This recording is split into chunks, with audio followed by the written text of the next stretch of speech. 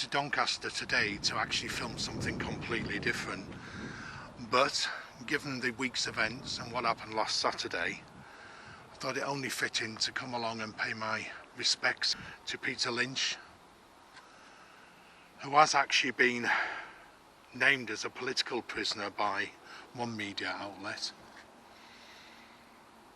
And Alison Pearson in the Telegraph wrote, Peter Lynch was the victim of a vengeful, out-of-touch Prime Minister.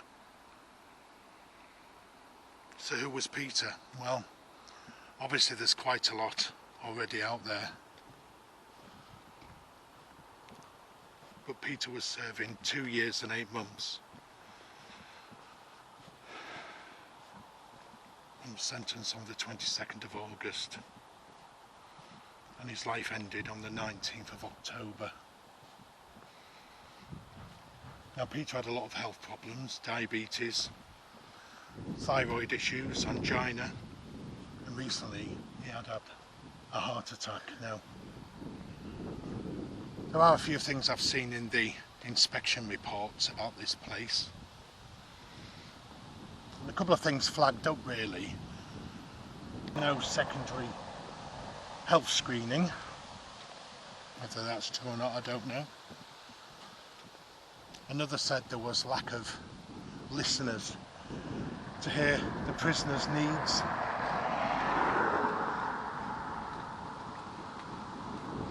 Now what did he do? Well, Peter did plead guilty to violent disorder, even though the judge said that he hadn't committed any violent disorder. So who was advising him? I mean, it was all done very quickly, as we know. Yeah, HMP Moorland. I just wanted to come along and pay my respects, like I say.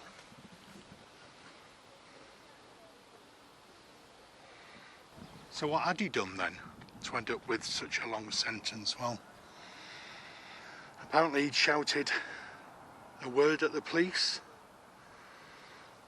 and some misjudged, inappropriate words towards the occupants of a hotel, which nobody condones, obviously. So you've got this situation where poor Peter didn't attack anybody, and yet we've seen footage of police being attacked by people and nothing coming of it, which seems quite bizarre, really. I was watching one of Paul Thorpe's videos recently, and he reminded me anyway that Angela Rayner called the Tories that same word, and all she had to do was apologise. So what is it then, Moorland? Well, it's a Cat C training and resettlement prison. It's not actually in Doncaster, it's on the outskirts. It's in the middle of nowhere, actually. It was built, I believe, in 1991, definitely early 90s anyway, and it holds just over 1,000 male prisoners. Now, before what's happened this week, it was probably infamous for the Adam Johnson, the disgraced former footballer, making a video in one of the cells talking about his case.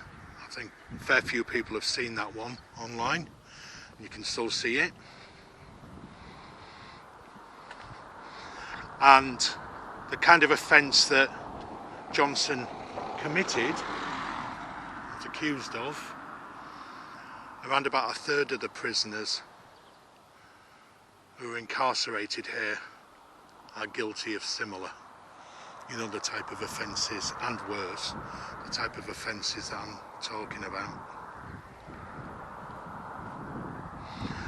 So in the last report I saw anyway, in March 23, there was 4 priority concerns. It's insufficient access to offending behaviour programmes, not enough spaces for work, skills, time is limited outside of cells, and interestingly it says certain minority groups, and there's been more focus on their needs. But there are 13 other key concerns. Notably, primary care needed to improve, and that's where he mentions about the no secondary health screen, which, given the amount of health issues that Peter had, I think shocking. If that's something that they're not doing. Moorland as well was once in the top 10 of Britain's worst prisons, believe it or not, even though it looks like a wolf in sheep's clothing, doesn't it? A lot of countryside around and about. March 2005, there were actually riots here. And it comprises 7 blocks. And 2 whole blocks are VP prisoners, as they call themselves. And there's quite a lot of self-harm in there. There was a drug misuse officer. She got a suspended sentence for being inappropriate with one of the prisoners. Another prisoner soaked officers with urine and received a suspended sentence. And then there's Peter. He said some hurty words. And the issue with it really is that when you're actually charged or you plead guilty to violent disorder, you take the rap for anything that actually happened during the event. And that's why his sentence was so harsh. I was watching Talk TV and they said that they've looked for evidence of a criminal record which they can't see. They know that he shouldn't have hurled insults, but has he been badly advised? And why did he plead guilty? Why? To violent misconduct, not violent conduct. Isabel Oakeshott is quite a well-known political commentator working for Talk TV and others. She asked a question regarding the pre-sentencing report. Did anyone stand up for him? Obviously he hasn't got a criminal record or anything. And he was told possibly that an early plea would give him some credit. And she also mentioned, along with Kevin O'Sullivan, that the judge called him a disgraceful example of being a grandfather. Well, how does he know about that, they say? How did the judge know about that? What evidence has he got of that? It's fairly true. Peter was ensconced in investigating conspiracies and so on. But does that make him a bad grandfather? He's a father of 4. His whole life destroyed. This is all in the public domain, everything that I've said, but I just wanted to come along as I was in the Doncaster area anyway. I thought I would come along to get an essence of where poor Peter was up until last Saturday. He may rest in peace.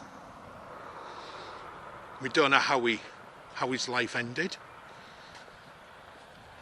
The post-mortem results haven't been released as yet.